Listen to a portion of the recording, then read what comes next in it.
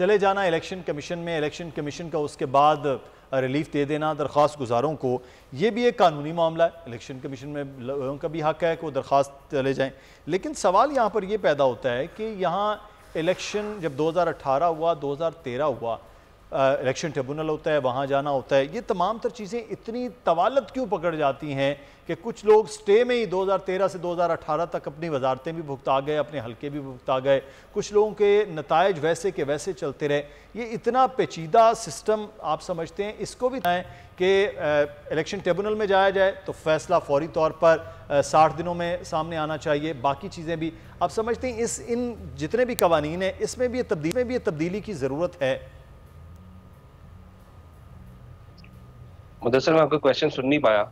मैं वकास अब्रेज़ साहब, मैं ये जानना चाह रहा हूँ आपसे कि ये जो ट्रिब्यूनल के मामलात होते हैं वो भी बड़ी तवालत हो जाते हैं, फिर सुप्रीम कोर्ट तक स्टे का चलता रहता है। बहुत सारे 2013 से 18 में ऐसे वाकयात भी हुए, एक तो बल्कि वजीर पूरी के पूरा स्टे पे अपना टेन्योर भी भुगता गए। नहीं, 2008 से 2013 तक भी ऐसे बड़े मामला थे, बहुत सारे मामलात हैं 2008 से स्टे पर चलते रहे। तो ये चीजें, ये जो फौरी तौर पर फैसला होना, आप नहीं समझते कि इलेक्शन ट्रिब्यूनल में अगर कोई गया है उसका भी फैसला होना, कोई अपील में गया है तो उसका भी फैसला होना जरूरी है। 60 दिनों के अंदर मामलात क्लियर हों, जिनको जिनका वोट मिला है वो हकीकी नुमाइंदे असेंबली में मौजूद हों। बिल्कुल इसी तरह होना चाहिए। आपने देखा 2000 जिस तरह लगाई साहब ने भी कहा कि 2008 से 2013 की जो पीपल्स पार्टी की गवर्नमेंट थी और उसके बाद 2013 से 18 तक जो नून लीग की गवर्नमेंट थी, उसी गवर्नमेंट के अंदर पाकिस्तान की जो पॉलिटिकल हिस्ट्री का तवील तरीन धरना भी दिया गया और धरने के भी यही लवासमात थे, यही मुतालबा था कि आप जो है इलेक्शन कमीशन ऑफ पाकिस्तान के सामने जो हमारी पिटीशन है रीपोलिंग के हवाले से या रिकाउंटिंग के हवाले से, उस पर इलेक्शन कमीशन अपना कोई फैसला सादर करे। लेकिन ये बड़ा अनफॉर्चुनेट था, गुज़िश्ता 10 साल की प्रैक्टिस को देखा जाए तो उस वक्त बहुत सारी petition election commission of Pakistan के सामने पड़ी रहती थी, बल्कि गल सड़ जाती थी, लेकिन उस पर कोई फैसला नहीं दिया जाता था। लेकिन जहां तक मौजूदा गवर्नमेंट के टेनोर की बात है तो 2.5 सालों के अंदर बहुत सारी ऐसी पिटीशन थी जिसपे इलेक्शन कमीशन ऑफ पाकिस्तान ने फरोशियसली, रैपिडली और एक्सपीडाइट तरीके से अपनी ज्यूरिसडिक्शन एक्सरसाइज की। और दस्का के इलेक्शन के अंदर तो बड़ी हैरान कुन बात थी कि जितनी जल्दी उन्होंने रीपोलिंग का ऑर्डर जारी किया, सुप्रीम कोर्ट ने भी इनफील्ड इंटैक्ट रखा। लिहाजा जो आज का इलेक्शन कमीशन ऑफ पाकिस्तान है वो गुज़िश्ता 10 सालों से जो इलेक्शन कमीशन ऑफ पाकिस्तान था कंपैरेटिवली आज ज्यादा स्ट्रॉन्ग है, स्ट्रेंथन है, इनके पास पावर्स मौजूद है। और मैं ये समझता हूँ कि इलेक्शन कमीशन ऑफ पाकिस्तान को मजीद स्ट्रेंथन किया जाए। इस हवाले से ये जिस तरह इन्होंने फ्रोशियसली अपने डिसीजन देना शुरू किए, इस तरह अदालतों पर भी बर्डन बहुत ज्यादा कम हो जाएंगे। एट द सेम टाइम इनके अंदर ही कुछ इस तरह के ऑफिसर्स हैं, ट्रिब्यूनल्स हैं कि जो कि इसको एक्सपीडाइटली जल्दी इसका फैसला कर देते हैं। और एट द सेम टाइम अगर आपको याद हो तो उस्मान डार और हाजी आसिफ का जो केस है, 700 से 1000 वोट का जो डिफरेंस है, वो अभी तक पिटीशन पेंडिंग है और उस पर अभी तक कोई फैसला सादर नहीं किया गया। लिहाजा जस्टिस जो है that must be across the board और ये इसकी प्रिविलेंस जो है without any discrimination of caste, colour, credit, status और पार्टीज के जो है वो इंश्योर करनी चाहिए। इस जिम्मन में अगर देखा जाए तो इलेक्शन कमीशन ऑफ पाकिस्तान के सामने जितनी भी पिटीशंस आती है, मैं समझता हूँ कि क्रॉस द बोर्ड उनका फैसला करना चाहिए, चाहे वो उस्मान डार की हो, चाहे वो 249 की हो, चाहे वो डस्का के हल्के की हो। लेकिन आपने बिल्कुल दुरुस्त कहा कि आज का जो इलेक्शन कमीशन है उसकी जो कारकर्दगी है या परफॉर्मेंस है जो माजी के इलेक्शन कमीशन से वो बेहतर है। सही। इस वक्त सिद्दीक अल फारूक साहब आपसे, सर ये एक तो ये 249 का इलेक्शन और उससे पहले भी जो आपके लीडरान हैं उनके आपस ही बड़े गर्मा गर्म किस्म के बयानात जो आ रहे हैं, इससे लग रहा है कि अब दोबारा से जो मौलाना साहब कोशिश कर रहे हैं वो तो खटाई में पड़ती हुई नज़र आएगी।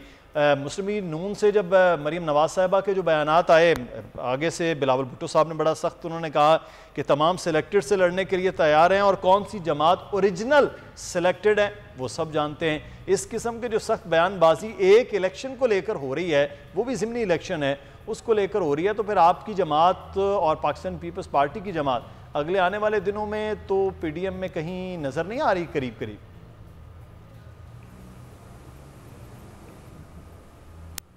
देखिए मुदस्सिर साहब, पहली बात तो ये है कि हम सब इंतखाबी हरीफ तो हैं, हम हलीफ हैं उन मकासद के जो मिनिमम 12 निकात PDM के हैं। ये आवाज़ मुझे वापस आ रही है, ज़रा इसे चेक करें। अच्छा जी।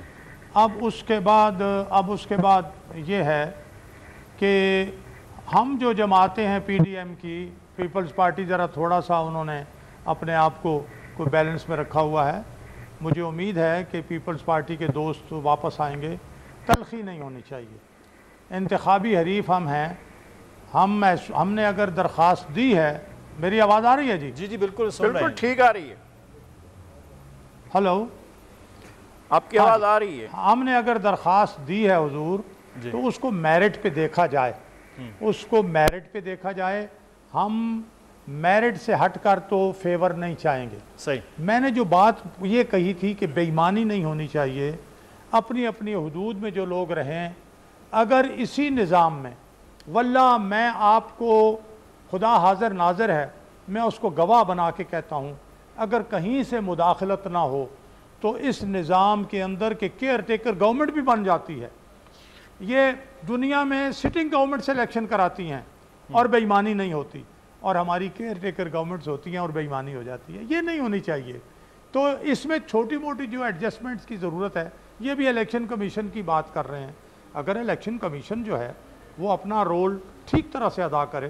देखिए ना, 2018 के इंतखाबात में इसी इलेक्शन कमीशन का ये लोग चेयरमैन नहीं थे, ये बयान था कि 95% फॉर्म 45 पर पोलिंग एजेंट्स के दस्तखत ही नहीं है। जब ये होगा तो फिर आप जो मर्जी कर लें, फरिश्ते ले आए, इंतखाबात सही नहीं होने। यही इंसान हो, खुदा से डरें, कवानीन का एहतराम करें, अपना किरदार ईमानदारी से अदा करें, कोई बेईमानी नहीं होगी, जिसका हक है उसे मिलेगा।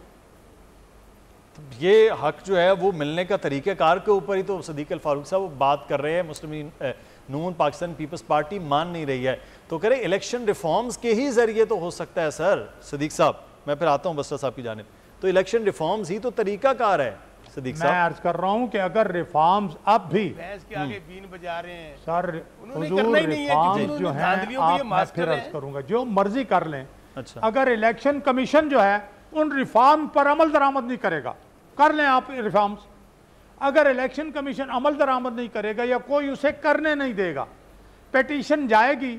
और मसलन परवेज़ मुशर्रफ के दिनों में वो ग्रेजुएट असम्बली थी, डिग्रियां जो हैं वो मदरसों की लेके जो अपना किंग्स पार्टी थी उसको लेकर दे दी गई थी, और जो उनके खिलाफ पिटीशन गई थी 5 साल पड़ी नहीं, कुछ नहीं हुआ, डिग्रियां भी जाली, सही, इंतखाबात भी जो कुछ हैं, और दुनिया के सामने कहा जी हम इलेक्शन करा रहे हैं। तो मामला ठीक करने हैं, ठीक है, मैं ये ईमानदारी से देखिए, करने हैं, अपने आप को जवाबदेह समझते हुए करना है। छोटी सी प्रैक्टिस एक की बसरा साहब, उसका उन्होंने हवाला दिया कि 2002 में क्या हुआ सर, वो धड़ाधड़ डिग्रियां जाली निकली, वो हुकूमत में, अपोजिशन में, हर एक बंदे की, जो हार गया वो जीत गया। तो ये एक छोटी सी प्रैक्टिस भी नाकारा गई। असल मामला ये है कि वो लोग जो ऊपर से असरअंदाज होते हैं, वो कोई इदारे ऊपर से असरअंदाज होते हैं, वो ना हो जिनकी जानिब लगारी साहब खुलकर बात कर रहे हैं, जिनकी जानिब सदीक साहब बात कर रहे हैं, जिनका यानी मेरा सवाल है। तो असल रिफॉर्म्स तो वहाँ हैं। देखें मुदस्सर, ये जो बात कर रहे हैं ना इदारों की खुद मुख्तारी की, इदारों को मजबूत करने की, अगर डस्का वाला इलेक्शन मुस्लिम लीग नून के हक में फैसला ना आया होता, या इवन आज NA 249 का जो आज इलेक्शन कमीशन का इनके हक में फैसला ना आता, तो ये पता क्या करते, बिल्कुल उस तरह करते जिस तरह इन्होंने सुप्रीम कोर्ट पर हमला किया था।